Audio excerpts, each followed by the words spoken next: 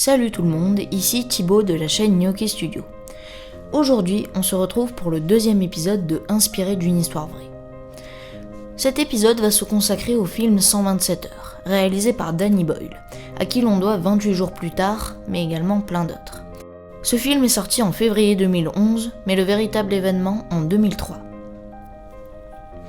Aaron Lee Ralston, 44 ans, est un ingénieur alpiniste. Il va être connu grâce à sa malheureuse expérience qui aurait pu lui être fatale. Nous sommes en avril 2003. Aaron, qui avec son groupe de potes, va partir dans les canyons de l'Utah, mais sans prévenir ses camarades. Pendant son escapade, il va rencontrer en chemin 2 jeunes filles.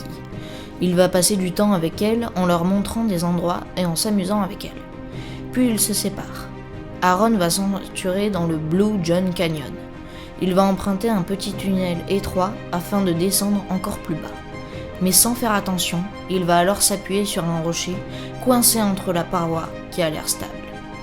Faux! Sous le poids de l'homme, le rocher se décoince d'entre les parois et tombe, l'entraînant dans sa chute. Mais le rocher de plusieurs centaines de kilos va se recoincer, mais cette fois avec la main d'Aaron.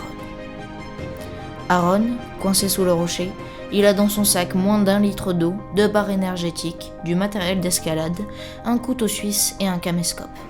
Il va essayer avec son baudrier, sa poulie et ses cordes de se décoincer, mais il n'y arrive pas.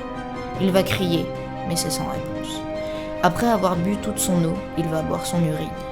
Mais il souffre d'hypothermie et d'une infection.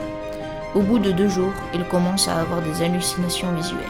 Le 4e jour, il va graver son nom avec son couteau sur la roche et va faire une vidéo d'adieu pour sa famille. Mais au bout du 5e jour, une hallucination lui montre son futur fils, ce qui va lui donner un nouvel espoir, se couper la main. Malheureusement, son couteau n'est pas assez aiguisé pour couper son os, donc il va se fracturer la main puis couper tout autour. Une opération qui va durer 1h50. Cette scène a d'ailleurs causé de nombreux malaises lors de sa sortie en salle, mais selon le réalisateur, elle a été minimisée par rapport à la réalité. Son bras, enfin dégagé, il va marcher 5 heures en plein soleil pour enfin tomber sur une famille de touristes. Ils vont appeler les pompiers qui arrivent en hélico au bout de 10 minutes. Et si vous ne l'avez pas vu, on vous le conseille. Le film est prenant, avec des scènes intenses, mais malheureusement fidèles à la réalité.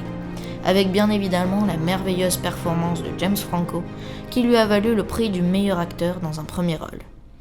Donc voilà, c'est déjà tout pour cette vidéo, en espérant qu'elle vous ait plu.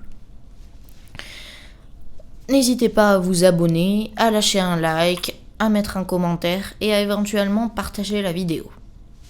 Sur ce, je vous dis à très vite.